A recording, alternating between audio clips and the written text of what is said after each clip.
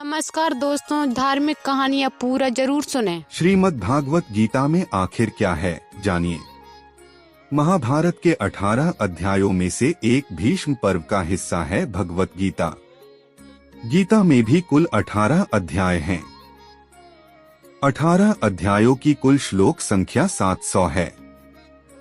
वेदों का सार अर्थात संक्षिप्त रूप है उपनिषद और उपनिषदों का सार है गीता। गीता सभी हिंदू ग्रंथों का निचोड़ और सार तत्व है, इसीलिए यह सर्वमान्य हिंदू धर्म ग्रंथ है। इसे वेद और उपनिषदों का पॉकेट संस्करण भी कह सकते हैं। गीता को अर्जुन के अलावा संजय ने सुना और उन्होंने धृतराष्ट्र को सुनाया। गीता में श्री कृष्ण ने 574, अर्जुन ने 85, संजय ने 40 और धृतराष्ट्र ने 1 श्लोक कहा है। हरियाणा के कुरुक्षेत्र में जब यह ज्ञान दिया गया तब तिथि एकादशी थी। संभवत उस दिन रविवार था। कहते हैं कि उन्होंने यह ज्ञान लगभग 45 मिनट तक दिया था। कलयुग के प्रारंभ होने के मात्र 30 वर्ष पहले मार्गशीर्ष शुक्ल एकादशी के दिन कुरुक्षेत्र के मैदान में अर्जुन के नंदीघोष नामक रथ पर सारथी के स्थान पर बैठकर श्री कृष्ण ने अर्जुन को गीता का उपदेश किया था। इसी तिथि को प्रतिवर्ष गीता जयंती का पर्व मनाया जाता है। कहते हैं प्रथम दिन का उपदेश प्रातः 8 से 9 बजे के बीच हुआ था। पहला अध्याय अर्जुन विषाद योग नाम से है। इस अध्याय में दोनों सेनाओं के प्रधान शूरवीरों की गणना, सामर्थ्य और शंख ध्वनि का कथन, अर्जुन द्वारा सेना निरीक्षण का प्रसंग और अपने ही बंधु बांधवों को सामने खड़ा देखकर मोह से व्याप्त हुए अर्जुन के कायरता, स्नेह और शोकयुक्त वचन है। इसमें अर्जुन कहता है कि यदि मैं अपने ही बंधुओं को मारकर विजय भी प्राप्त कर लेता हूँ तो यह मुझे सुख नहीं पश्चाताप ही देगी। दूसरा अध्याय सांख्य योग नाम से है। इसमें श्री कृष्ण कहते हैं कि इस असमय यह बातें करना उचित नहीं, क्योंकि अब तो सामने युद्ध थोप ही दिया गया है। अब यदि तुम नहीं लड़ोगे तो मारे जाओगे। अर्जुन हर तरह से युद्ध को छोड़कर जाने की बात कहता है। तब श्री कृष्ण कहते हैं कि अब युद्ध से विमुख होना नपुंसकता और कायरता है। इसी चर्चा में श्री कृष्ण अर्जुन को आत्मा की अमरता के बारे में बताते हैं और कहते हैं कि आत्मा का कभी वध नहीं किया जा सकता और तू जिनके मारे जाने का शोक करने की बात कर रहा है वह उनका शरीर है, जिसे आज नहीं तो कल मर ही जाना है। इसीलिए जय पराजय, लाभ हानि और सुख दुख को समान समझकर उसके बाद युद्ध के लिए तैयार हो जा। इसी अध्याय में श्री कृष्ण संख्य योग और स्थिर बुद्धि पुरुष के लक्षण का वर्णन करते हैं। तीसरा अध्याय कर्मयोग नाम से है। इसमें ज्ञान योग और कर्मयोग के अनुसार जीवन में अनासक्त भाव से नियत कर्म करने की श्रेष्ठता का निरूपण किया गया है। इसमें कर्मों का गंभीर विवेचन किया गया है। अज्ञानी और ज्ञानवान के लक्षण तथा रागद्वेष से रहित होकर कर्म करने के लिए प्रेरणा की बातें कही गई है।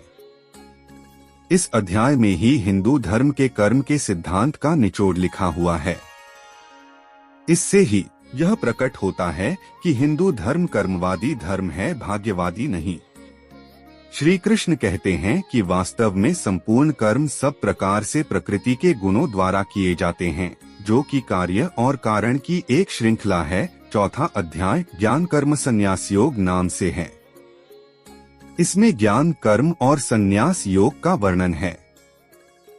सगुण भगवान का प्रभाव और कर्मयोग का विषय, योगी महात्मा पुरुषों के आचरण और उनकी महिमा, फल सहित पृथक पृथक यज्ञों का कथन और ज्ञान की महिमा का वर्णन किया गया है। पांचवा अध्याय कर्म संन्यास योग नाम से है। इसमें सांख्य योग और कर्मयोग का निर्णय, सांख्य योगी और कर्मयोगी के लक्षण और उनकी महिमा, ज्ञान योग का विषय और भक्ति सहित ध्यान योग का वर्णन किया गया है। उपरोक्त सभी योगों के वर्णन में अध्यात्म, ईश्वर, मोक्ष, आत्मा, धर्म, नियम आदि का वर्णन है, किसी भी प्रकार के युद्ध या युद्ध करने का नहीं। छठा अध्याय आत्मसंयम योग नाम से है। इसमें कर्मयोग का विषय और योगारूढ़ पुरुष के लक्षण, आत्मोद्धार के लिए प्रेरणा और भगवत प्राप्त पुरुष के लक्षण, विस्तार से ध्यान योग का वर्णन, मन के निग्रह का विषय, योगभ्रष्ट पुरुष की गति का विषय और ध्यान योगी की महिमा का वर्णन किया गया है। 7वां अध्याय ज्ञान विज्ञान योग नाम से है। इसमें विज्ञान सहित ज्ञान का विषय, संपूर्ण पदार्थों में कारण रूप से ईश्वर की व्यापकता का कथन, आसुरी स्वभाव वालों की निंदा और भगवत भक्तों की प्रशंसा, भगवान के प्रभाव और स्वरूप को न जानने वालों की निंदा और जानने वालों की महिमा का वर्णन किया गया है। 8वां अध्याय अक्षर ब्रह्म योग नाम से है।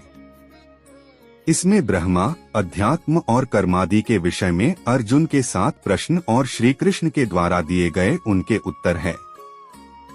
भक्ति योग का विषय और शुक्ल एवं कृष्ण मार्ग के रहस्य का वर्णन है। 9वां अध्याय राजविद्या राजगुह्य योग नाम से है।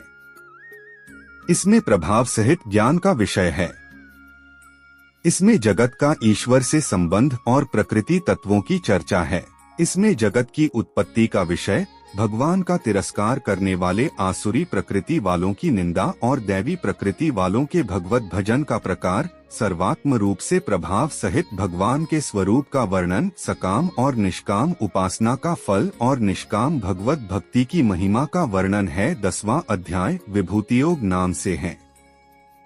इसमें भगवान की विभूति और योग शक्ति का कथन तथा उनके जानने का फल और प्रभाव सहित भक्ति योग का कथन, अर्जुन द्वारा भगवान की स्तुति तथा विभूति और योग शक्ति को कहने के लिए प्रार्थना, भगवान द्वारा अपनी विभूतियों और योग शक्ति का वर्णन है। विभूति अर्थात सिद्धियां और शक्तियां। 11वां अध्याय विश्वरूप दर्शन योग नाम से है। इसमें विश्वरूप के दर्शन हेतु अर्जुन की प्रार्थना, भगवान द्वारा अपने विश्वरूप का वर्णन, संजय द्वारा धृतराष्ट्र के प्रति विश्वरूप का वर्णन, अर्जुन द्वारा भगवान के विश्वरूप का देखा जाना और उनकी स्तुति करना, भगवान द्वारा अपने प्रभाव का वर्णन और अर्जुन को युद्ध के लिए उत्साहित करना, भयभीत हुए अर्जुन द्वारा भगवान की स्तुति और चतुर्भुज रूप का दर्शन कराने के लिए प्रार्थना, भगवान द्वारा अपने विश्वरूप के दर्शन की महिमा का कथन तथा चतुर्भुज और सौम्य रूप का दिखाया जाना, बिना अनन्य भक्ति के चतुर्भुज रूप के दर्शन की दुर्लभता का और फल सहित अनन्य भक्ति का वर्णन है। 12वां अध्याय भक्ति योग नाम से है। इसमें साकार और निराकार के उपासकों की उत्तमता का निर्णय और भगवत प्राप्ति के उपाय का वर्णन है और इसमें भगवत प्राप्त पुरुषों के लक्षण बताए गए हैं। 13वां अध्याय क्षेत्रज्ञ विभाग योग नाम से है। इसमें ज्ञान सहित क्षेत्रज्ञ के विषय का वर्णन है और ज्ञान सहित प्रकृति पुरुष के विषय का विशद वर्णन किया गया है।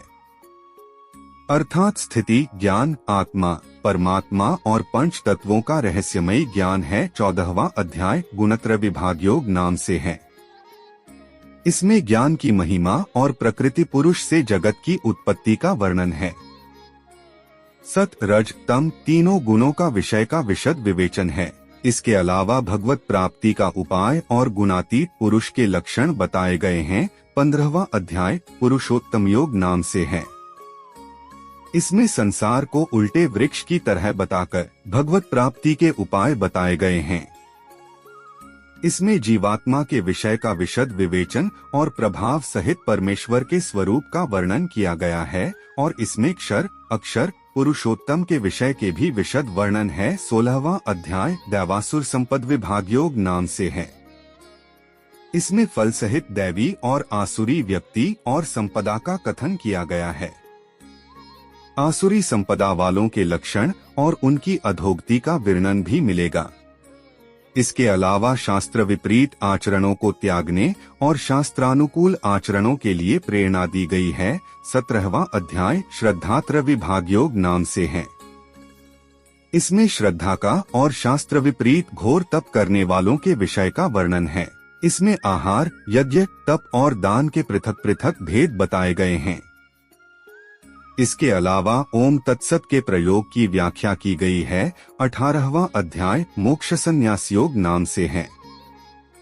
इसमें त्याग का विशद वर्णन, कर्मों के होने में सांख्य सिद्धांत का कथन, तीनों गुणों के अनुसार ज्ञान, कर्म, कर्ता, बुद्धि, धृति और सुख के पृथक पृथक भेद का वर्णन, फल सहित वर्ण धर्म के विषय का वर्णन, ज्ञान निष्ठा का वर्णन, भक्ति सहित कर्मयोग का विवेचन और अंत में श्री गीता जी के महात्म्य का वर्णन है। आखिर गीता में क्या खास है? गीता में भक्ति, ज्ञान और कर्म मार्ग की चर्चा की गई है।